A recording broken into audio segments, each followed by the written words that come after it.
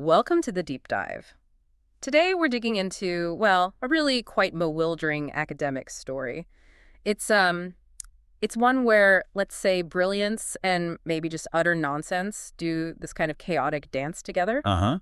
Sounds intriguing already. Yeah, our subject is the pretty enigmatic Professor Fester Kackhapper, and specifically his frankly astonishing four-part paper. Get this title: "A Grand Manifesto and Unified Hypothesis of Everything." Wow. Okay.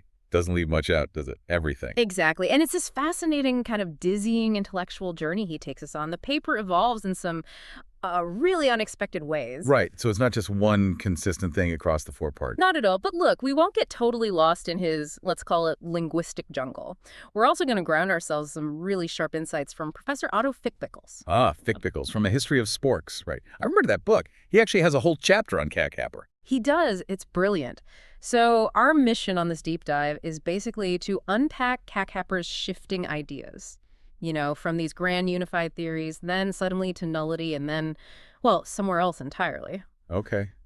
Sounds like a roller coaster. It is. We'll pull out the key bits from Kackhapper's, quote, extremely enlightening yet absurd paper, and also Fickbickles' more critical take.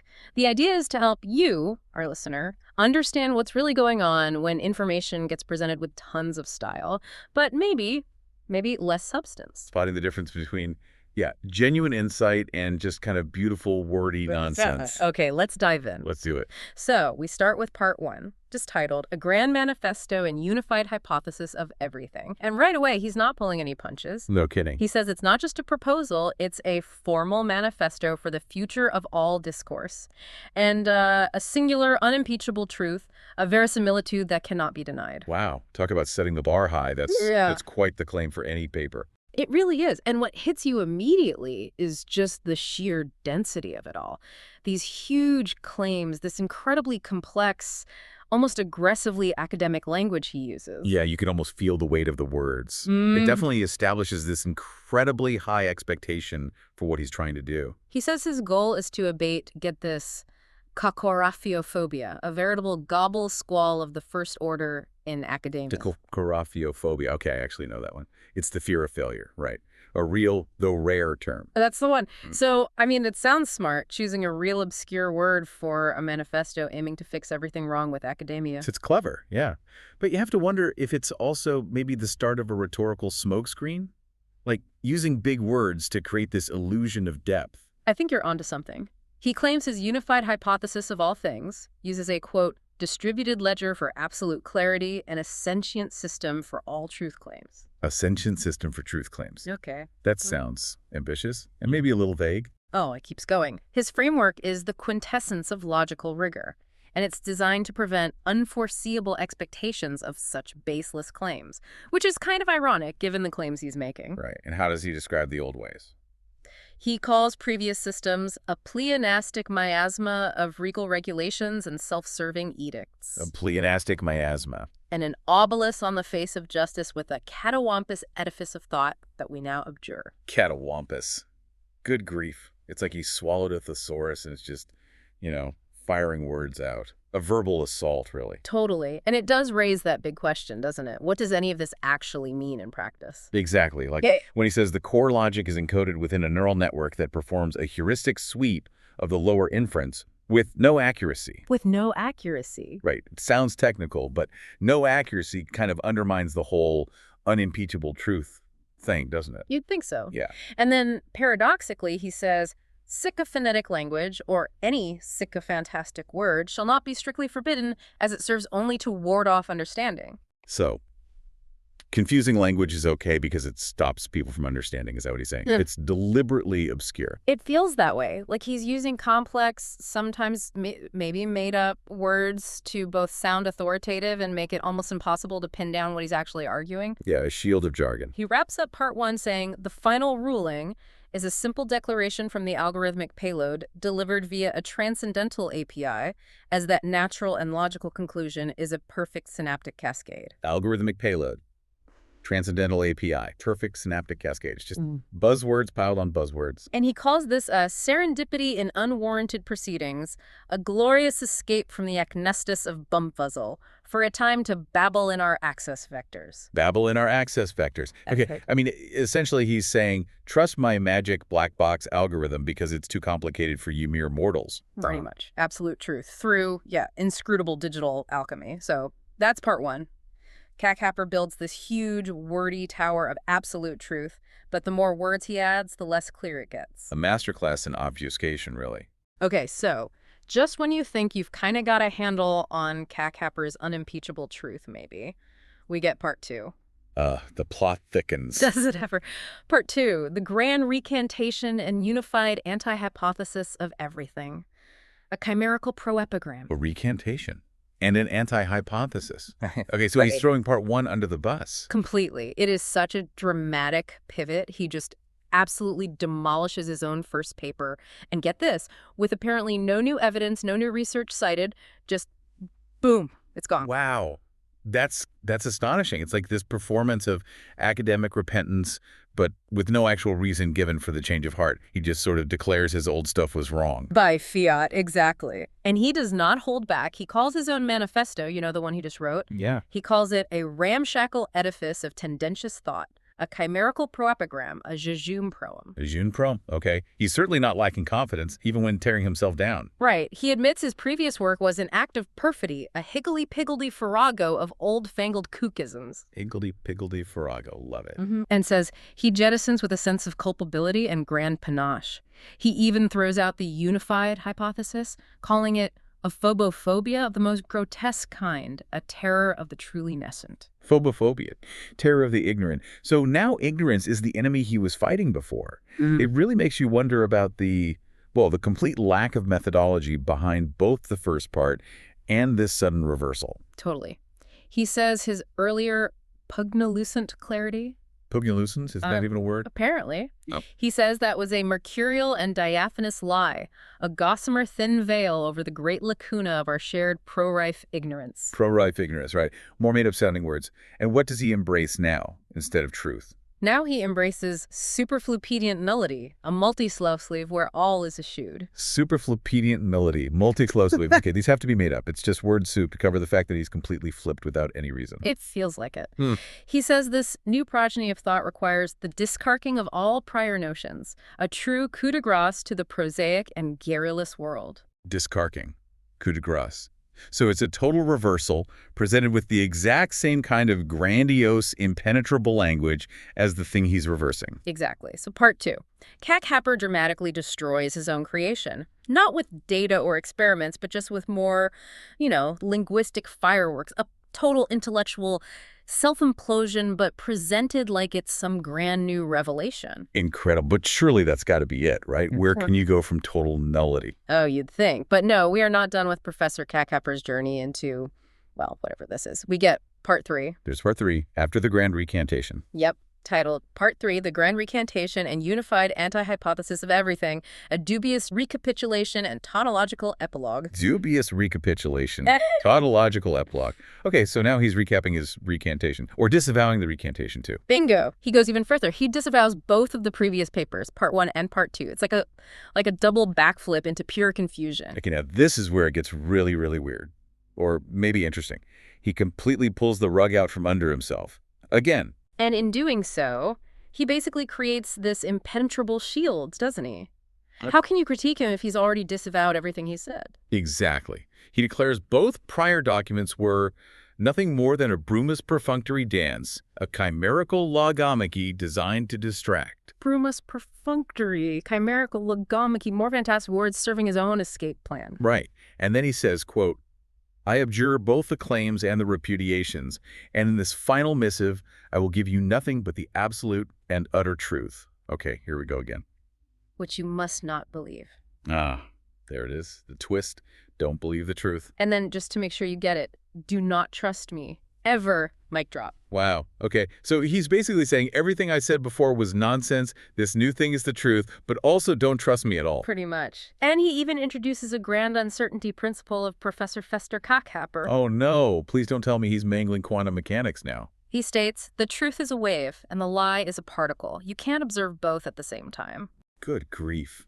Yeah, taking a real profound scientific idea and just twisting it into this philosophical get-out-of-jail-free card. It doesn't mean anything in his context. Not a thing. It just sounds vaguely clever. So he builds this intellectual fortress where no criticism can possibly land, right? Because he's already declared himself unreliable. But doesn't that just make everything he says completely pointless? Or is there some bizarre meta point he's trying to make about the nature of truth itself? Like, is it all just language games? It's a fascinating thought, but it feels more like an escape hatch than a deep philosophical insight, maybe. It just lets him avoid any accountability. Yeah, I lean towards escape hatch, too. How does he end at part 3?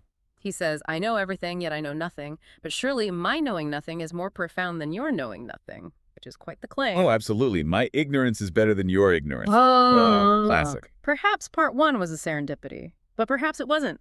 The true progeny of thought is a truth that I have not found. I have no more to say. Unless I do. Unless I do. Perfect cackapper. Leaves the door open. And the final word of part 3, all is zilch. Zilch, right. So a complete intellectual dead end, deliberately constructed to confuse and deflect any kind of serious engagement. That's how it feels. So part 3. Cackapper disavows everything theory. Anti-theory tells you not to trust him, uses a bogus uncertainty principle, and declares everything is zilch. It's this performance of intellectual suicide that somehow makes him untouchable. Ingenious in a perverse way. Yeah. A self-defeating defense mechanism. Okay. Now, surely that's the end. Zilch is pretty final. You'd think. After universal truth, then nullity, then disavowing it all. Where else is there to go? Logically. Nowhere, right. Well, hold on to your hat again. Because just when you think Cackapper's hit the absolute end of the intellectual road, he takes another 90-degree turn. No. There's a part 4. What's it called? Part 4, the grand superflartifice and the prosaic epiphanies of a post-truth reality. Superflartifice. Prosaic epiphanies. Okay, so what's the new unimpeachable truth this time? Get ready for this, because the shift here is, well, it's jarring. We go from all that abstract philosophy about truth and nothingness to incredibly concrete, almost, well, frankly, fantastical promises of getting rich quick. Getting rich? Seriously? After all the all is zilch stuff? Seriously, he's still using the same kind of florid, verbose language, but now it's all aimed at selling you. Well, it's selling you schemes, basically. It's the same smoke machine, but now it's reflecting dollar signs. Wow. Okay, that is quite a pivot. So what does he actually say in part 4? He dramatically declares he abjures all previous claims of nullity. So zilch is out. Okay, nullity is canceled. What's in? He proclaims everything is in fact something, and that something, my dear reader, is money. Money. From unified truth to absolute nullity to cash. That's some journey. Isn't it? He introduces a superflartifice of pure profit, a sentient system for absolute monetary certainty encoded within the neural network of the universe itself. Another sentient system. But this one finds money. It's moved from abstract truth to cold, hard cash, and he calls it the grand methodology of instantaneous success. Exactly. And unlike the vague stuff before, he gives specific, though completely unbelievable, examples. Oh, this should be good. Like what? Okay, websites. He says we need to discard the antiquated notion that a website is a project. Instead, it's a proepigram. Discard again. A website is a proepigram. What does that even mean? Who knows? But he offers a simple online tool that can instantly fabricate a perfect, flawless, and financially viable web edifice in a matter of minutes. An instant, perfect money-making website tool. Right. I bet that's flying off the virtual shelves. What else? Time travel. He claims some brilliant physicist, a true logomachi of a man, has leaked the blueprint for a device that can travel through time. A logomachi of a man. Okay. And where do you get the parts for this time machine? Some secret government lab? Nope. Your local hardware store. Of course. Easy peasy. And I suppose he has a foolproof way to win the lottery, too. You guessed it. A mathematician has discovered a pattern in lottery numbers, providing an unimpeachable algorithm, a kind of cryptographic key certainty for winning. Guaranteed wins. Right. So his grand conclusion isn't some deep truth. It's win the lottery and build websites instantly. His actual final sentence is that a perfect, flawless, and financially viable web edifice in a matter of minutes is, quote, the end and the beginning of everything. Wow. From a unified theory of everything to an instant website builder as the meaning of life.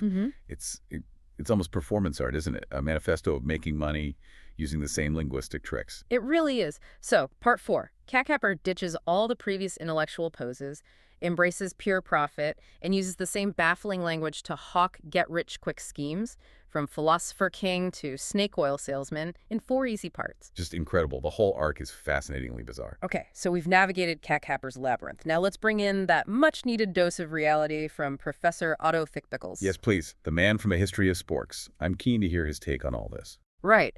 Fickbickles offers this wonderfully grounded and honestly pretty funny perspective.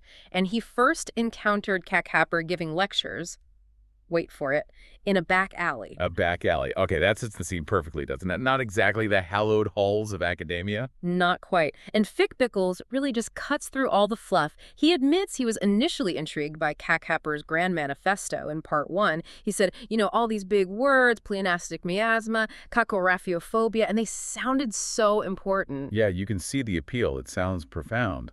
But Fickbickles is a practical guy, right? He actually studies sporks, presumably with some rigor. Exactly. So Fickbickles did what any sensible researcher would do.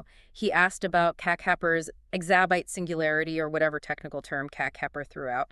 Fickbickles asked, what's the model? What does it predict? What's the mechanism? What's the quantitative prediction? The basic questions, the show me the workings questions. How did Catcapper respond? According to Fickbickles, Catcapper's response was just more words. Things like prosaic and garrulous control mechanism and a subetheric packet.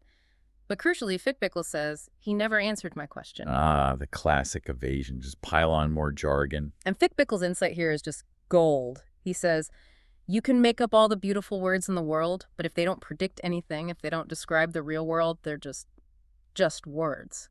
That hits the nail on the head, doesn't it? It perfectly captures the difference between sounding smart and actually saying something meaningful or testable.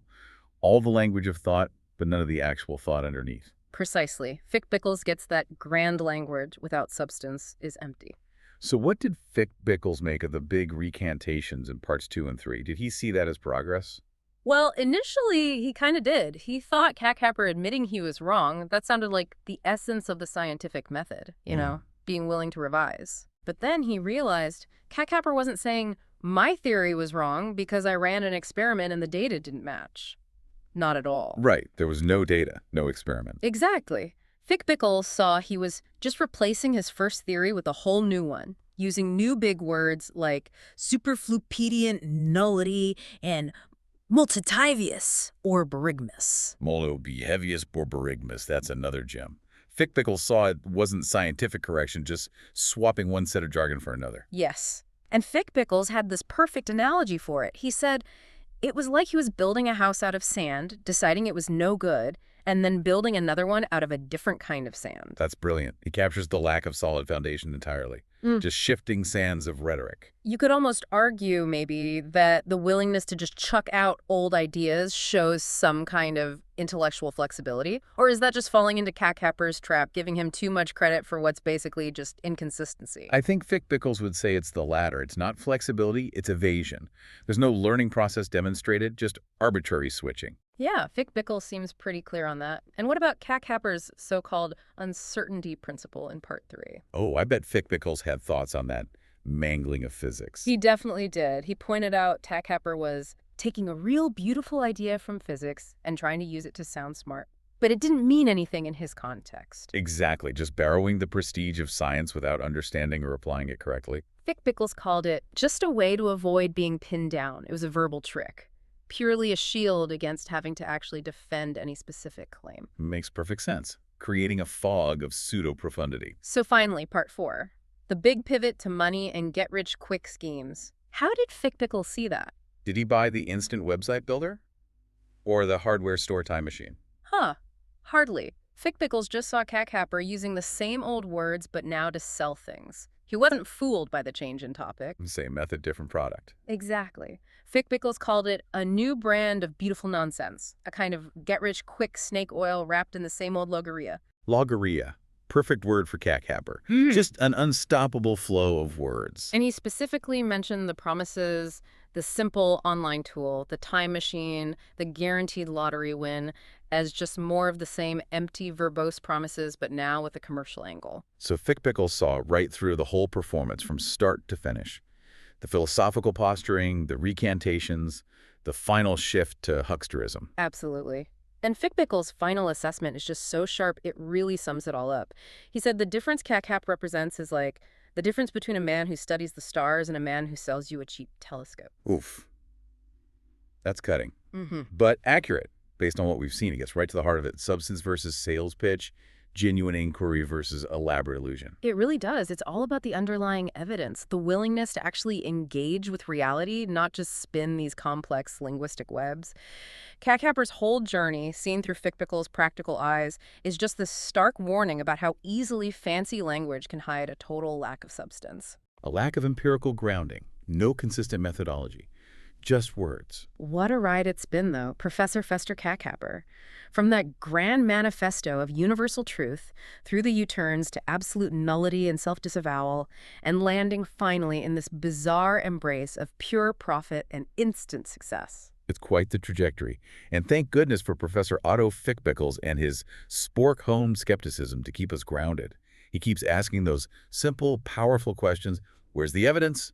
What does it actually mean? Does it work? Yeah, his perspective is crucial. It really reminds us, doesn't it, to always look past the flashy language, the grand claims, and try to find the actual substance underneath, if there is any. Absolutely.